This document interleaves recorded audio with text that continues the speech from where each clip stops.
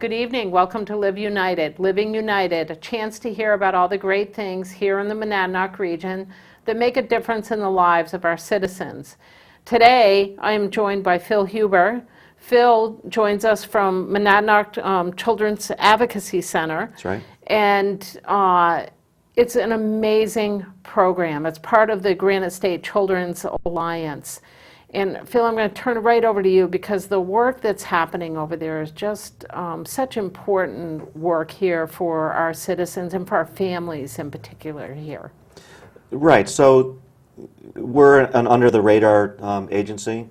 Fortunately, we advocate for child abuse victims. And what we do is we coordinate the investigation of suspected child abuse victims. And what happens is many folks are actually not aware that if you suspect, say, a neighbor's child is being abused, you're actually obligated as a citizen to report that abuse to authorities. So when abuse is reported to, most often to the Division for Children, Youth, and Families, DCYF, we are the organization that is immediately contacted. And what we do upon contact is we review the case and determine the appropriate way the abuse should be investigated. And we coordinate the forensic interview of the child victim that occurs at our highly confidential, very family-friendly and welcoming center right here in Keene. That interview is scheduled, and we also coordinate the multidisciplinary team that will oversee the investigation. And that team will be comprised of law enforcement, County Attorney's Office, the Monadnock Center for Violence Prevention, the Crisis Center, DCYF, and then as appropriate either and or medical and mental health agencies. So the forensic interview is scheduled. It occurs at our center here in Keene, and the multidisciplinary team actually arrives about a half an hour ahead of the scheduled interview, and they discuss, how they're going to essentially support and witness the interview. The child and the family arrive at our center, and they're greeted by a family support specialist who is trained to basically reduce the trauma that this family and the child is experiencing.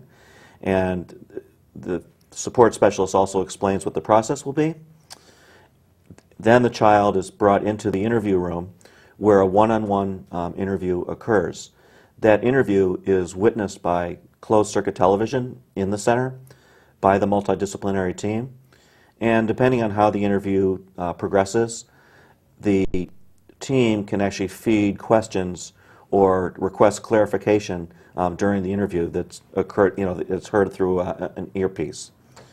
And depending on how the interview goes and how the case is progressing, in many cases an arrest is made that day. And that kind of leads me to my kind of short and sweet elevator pitch, if you will. What do we do at the Child Advocacy Center? Well, there's two things that we do. First, we help lock up the most despicable creatures in our community. And these are people that abuse children. And it's through that lockup, if you will, that the abuse can stop. More importantly to the prosecution of the case, though, is the work that we do to help very brave but traumatized children heal, become happy, and become productive again. And I'm glad you said that because I'm sure many of our viewers are watching and thinking, how can there be anything good about this work? That it has to be incredibly hard work, which it is. It's incredibly hard, incredibly valuable work. But you are changing these young people's lives and putting them into a pathway that is very different than what they're living in the moment. Right. So, Kelly, that from prior interviews that I like to tell stories and have anecdotes. And many of the viewers will remember a sentence of an abuser about 6 weeks ago who's going to spend the rest of his life in jail. And I had the great fortune to attend the sentencing hearing right here in Keene. because one of our colleagues who prosecuted the case basically called me and said, Phil, you ought to attend the sentencing hearing because this guy's going to go down big time. And caught my interest, went to the hearing, and before going into the courtroom, I was introduced to one of the victims. It's a young woman about 20 years old, and when she learned that I worked for and represented the CAC here in Keene, her eyes lit up, and she looked me right in the eye, gave me a firm handshake, and she showed me her arm. And she said, I have to tell you what I'm going to be doing after the sentencing hearing today.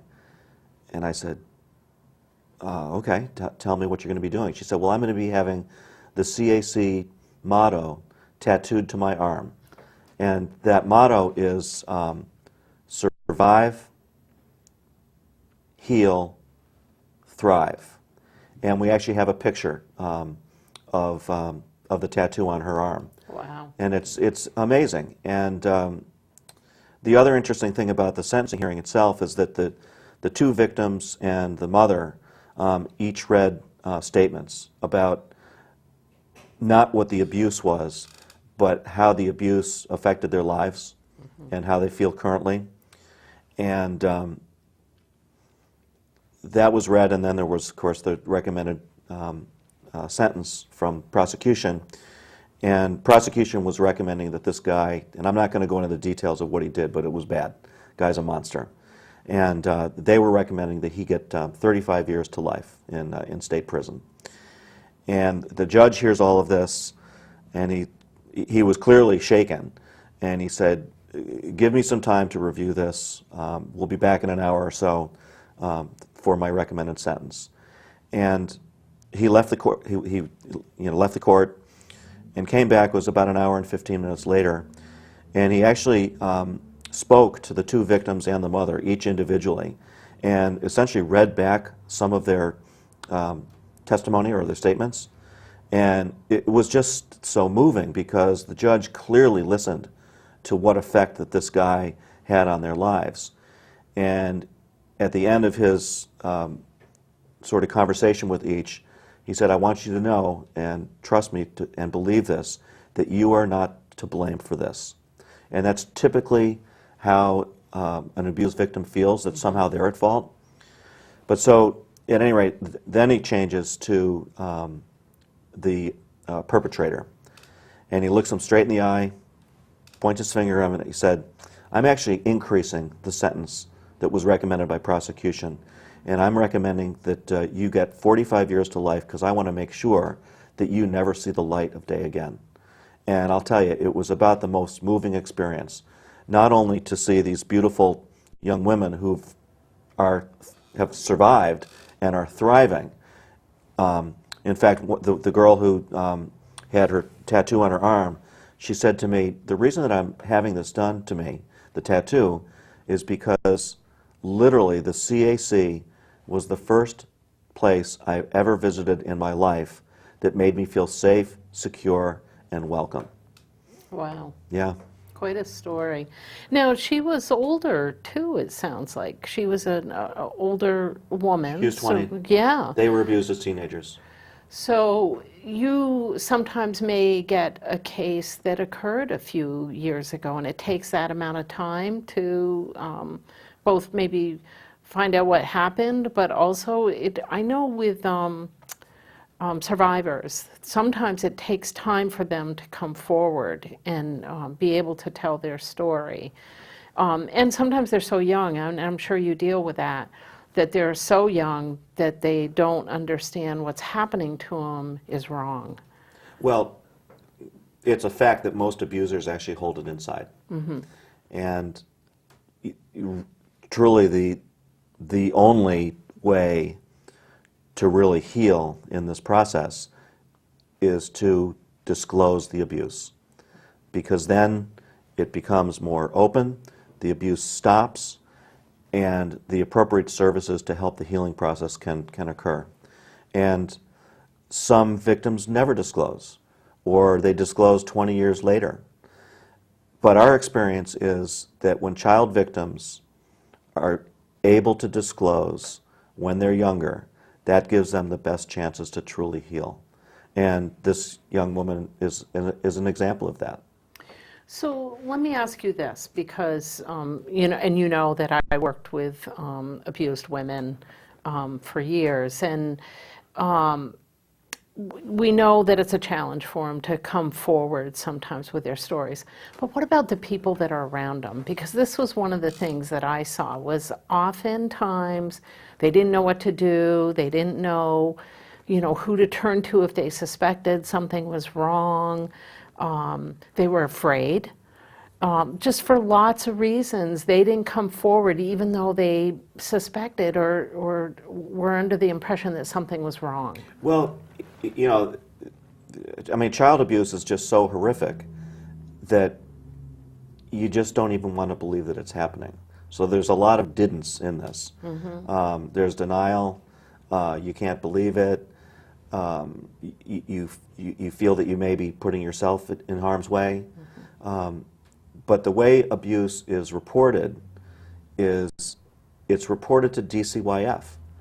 And the victim doesn't need to know who has made the report. The perpetrator will not know who made the report. So the system is set up so that it's highly confidential, but you have to also recognize the reality that this is a highly charged situation. And, you know, the mother of the tattoo young woman, clearly she did not want to believe that this was happening in her own house.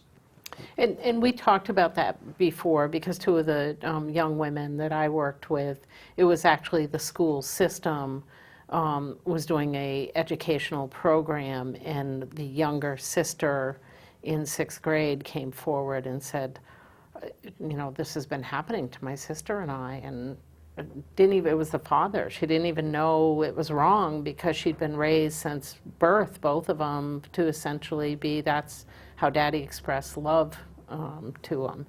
And the mother refused to believe it.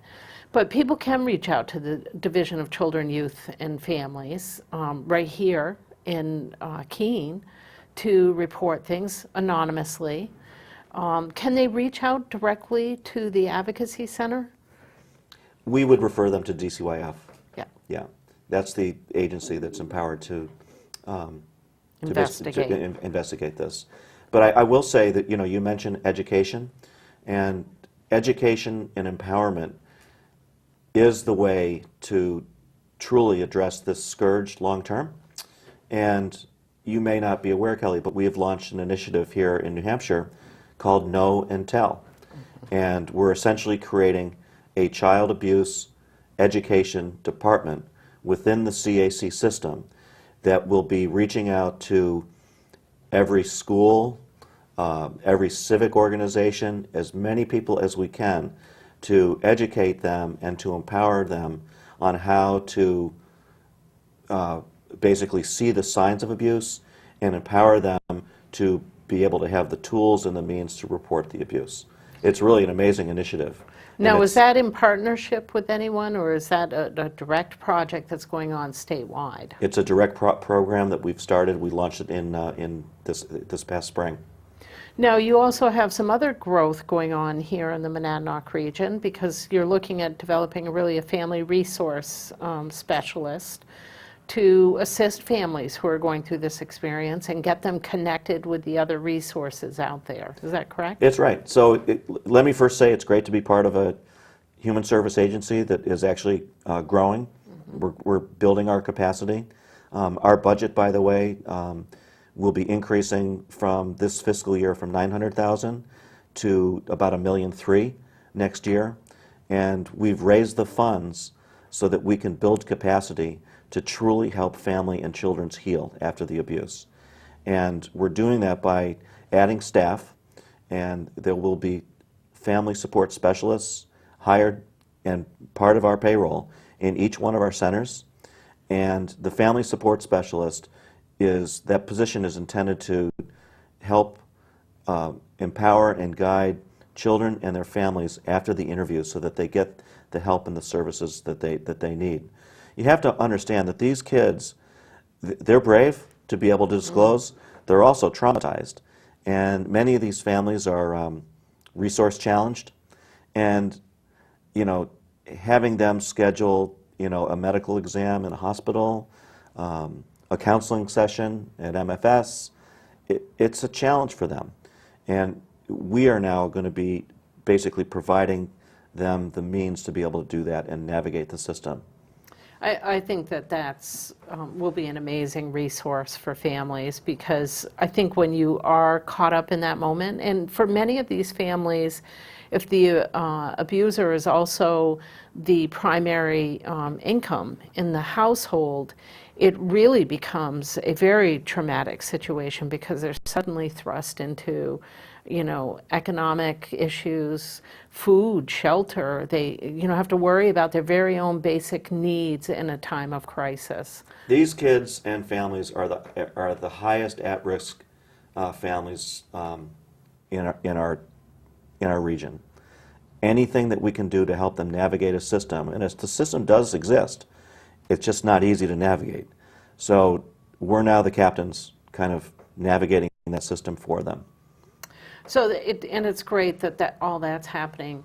What I have to say, and having worked in it years ago, you hate that you're having to grow this whole system, but it's a reality out there. So you're getting ready to do some really preventative, proactive work, getting out there doing this educational piece. What else can, and not necessarily you, but what can people out there be doing to be part of this? Well, it takes a village, right? And all of us as citizens have to recognize that child abuse is a reality. It's a scourge. It exists. But it can be prevented. And we all have to have the courage, the means, and the ability to report it.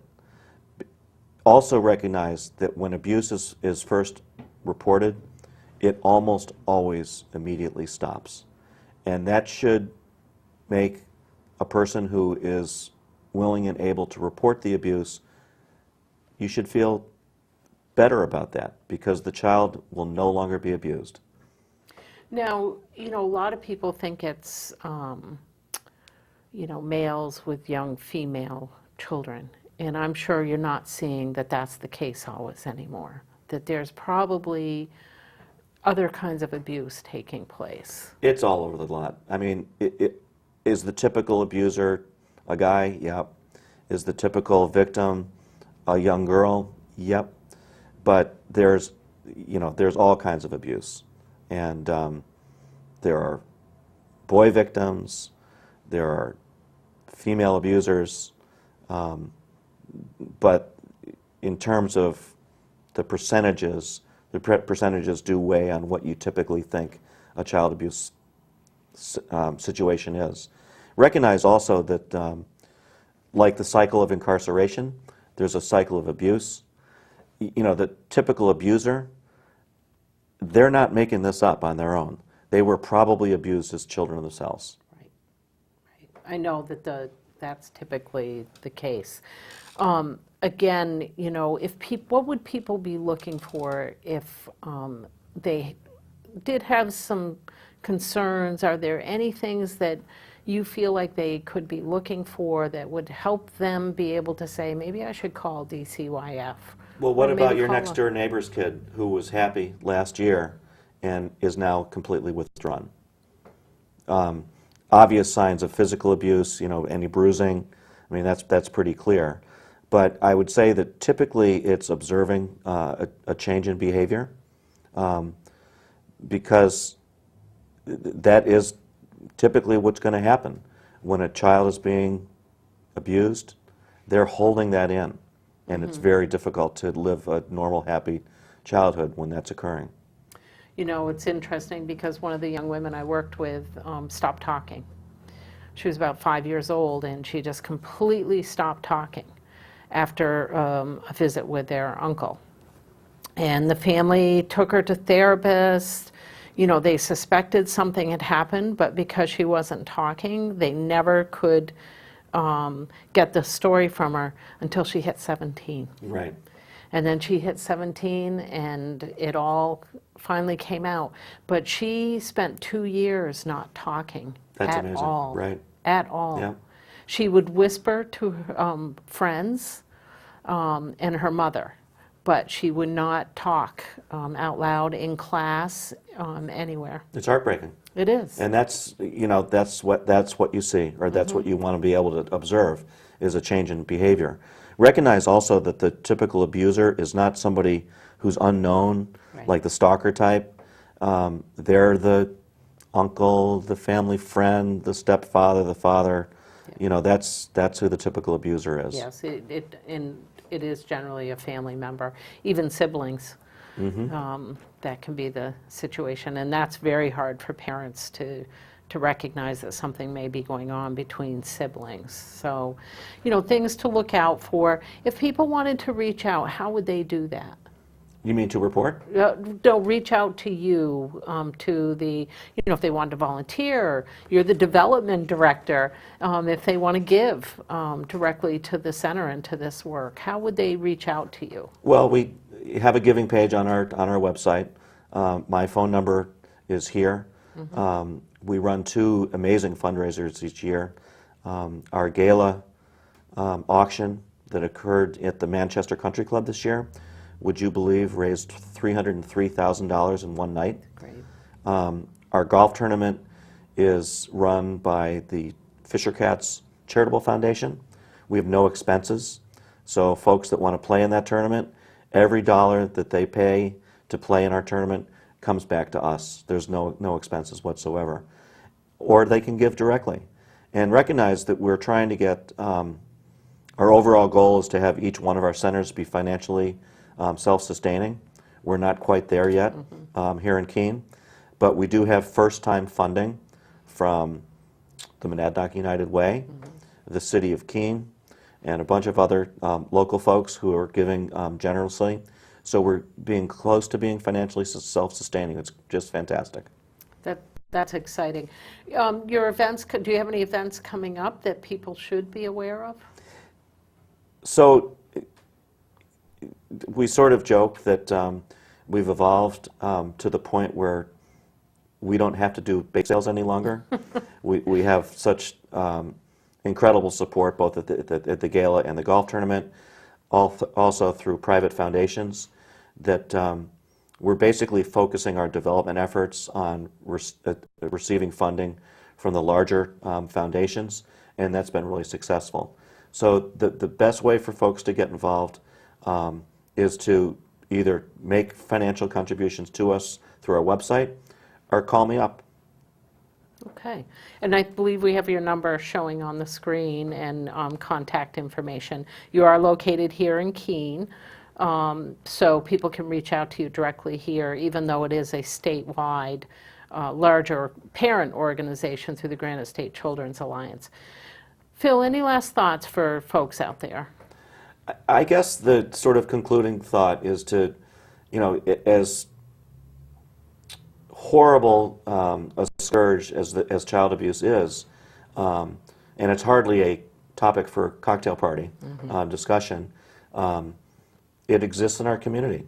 We're going to see between 120 and 140 children just here in Keene this year. We're going to see 250 children and families in Nashua. We're going to see 350 children and families in Manchester. We'll see close to 300 children and families in Laconia. So it's a widespread occurring scourge. But we as citizens, we can prevent child abuse, and we can prevent it by being empowered and having the courage to report it and help these kids disclose. And the earlier these children can disclose, the earlier the healing can begin. And once that healing begins, that's when the thrive piece comes in. And that's what we all have a responsibility for as citizens and neighbors, is to really be caring for each other in that way. Phil, I want to thank you for joining me. It's always such a pleasure to see you, and you're doing such great work out there. Keep it up. Community, get involved, whether it's through giving, it's advocacy, because, Phil's used the word scourge. It is an issue across the state. This is something to get involved with and make a difference about. So it's really up to you. I want to thank you for joining us tonight, and I want to remind you to please remember to give, to volunteer, and to advocate.